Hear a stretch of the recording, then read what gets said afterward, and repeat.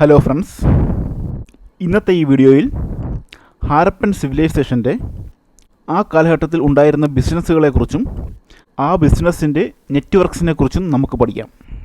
അതായത് വളരെ വിപുലമായ ഉൾനാടൻ വ്യവസായവും അതുപോലെ തന്നെ വിദേശ വ്യവസായവും ആ കാലഘട്ടത്തിൽ നിലനിന്നിരുന്നു. ആ കാലഘട്ടത്തിൽ ഉണ്ടായിരുന്ന ട്രേഡിൻ്റെ ശൃംഖല north Afghanistan, Turkmenistan, north and south Iran, Bahrain, Failaka, Oman, north and south Mesopotamia എന്നിവിടങ്ങളിൽ വ്യാപിച്ചിരുന്നു. വ്യവസായത്തിൻ്റെ മാധ്യമം കരയിലൂടെയും അതുപോലെ തന്നെ ജലത്തിലൂടെയുമായിരുന്നു, സമുദ്രത്തിലൂടെയുമായിരുന്നു.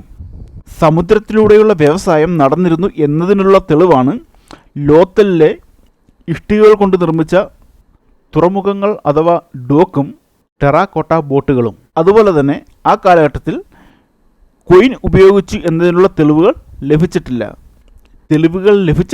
അതുകൊണ്ടാണ് ഞാനിത് സ്ട്രൈക്ക് ഔട്ട് ചെയ്തിരിക്കുന്നത്.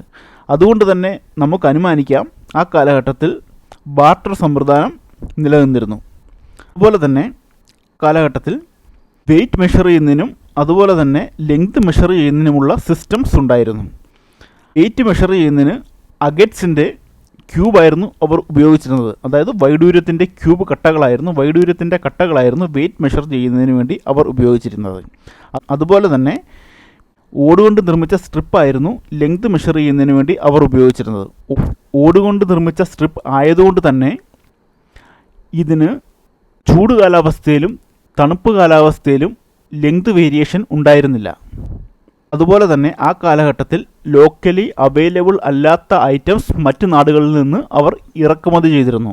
ഉദാഹരണത്തിന് ഷെൽ, ഓട് ഇറക്കുമതി ചെയ്തിരുന്നത്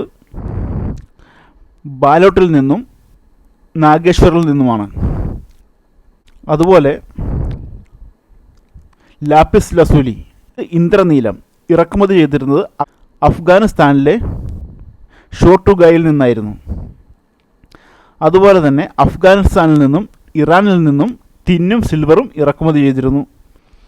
ഒമാനിൽ നിന്നും രാജസ്ഥാനിൽ നിന്നും കോപ്പർ ഇറക്കുമതി ചെയ്തിരുന്നു.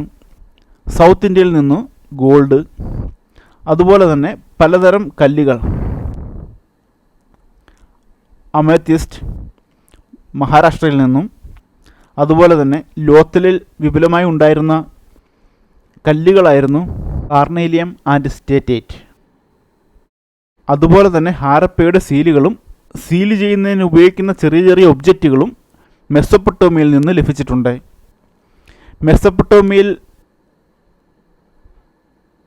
മെസപ്പൊട്ടോമിയയിലെ സാഹിത്യം ഊറി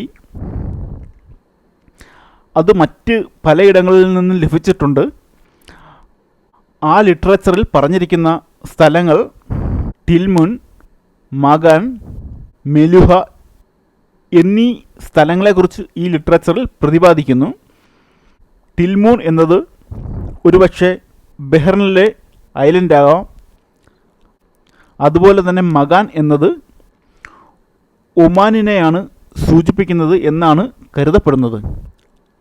അതുപോലെ തന്നെ മെലുഹ എന്നത് ഇന്ത്യ, അതായത് ഇന്ത്യയുടെ ഇൻഡസ് റീജിയനും സൗരാഷ്ട്ര റീജിയനെ ആണ് സൂചിപ്പിക്കുന്നത് എന്നാണ് കരുതപ്പെടുന്നത്.